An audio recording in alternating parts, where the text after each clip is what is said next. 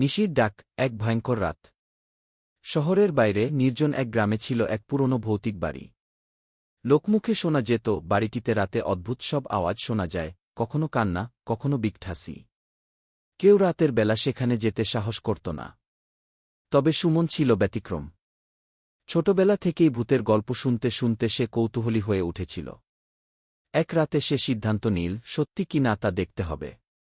সে একটা কাঠের চেয়ারে বসে বাড়িটিকে পর্যবেক্ষণ করতে লাগল। রাত গভীর হওয়ার সঙ্গে সঙ্গে বাতাস ভারী হয়ে উঠল।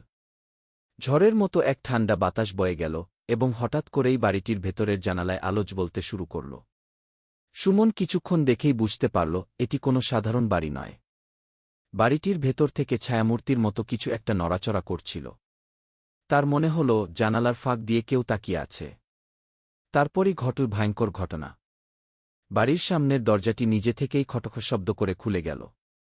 কুয়াশার ভেতর থেকে বেরিয়ে এল এক লম্বা কালো ছায়া, যার চোখ দুটি আগুনের মতো লাল। তার হাড়ের মতো চিকন হাত সুমনের দিকে বাড়িয়ে দিল। সুমন চেয়ার থেকে লাফ দিয়ে উঠে দৌড় দেওয়ার চেষ্টা করল, কিন্তু তার শরীর শক্ত হয়ে গেল, যেন কেউ তাকে ধরে রেখেছে।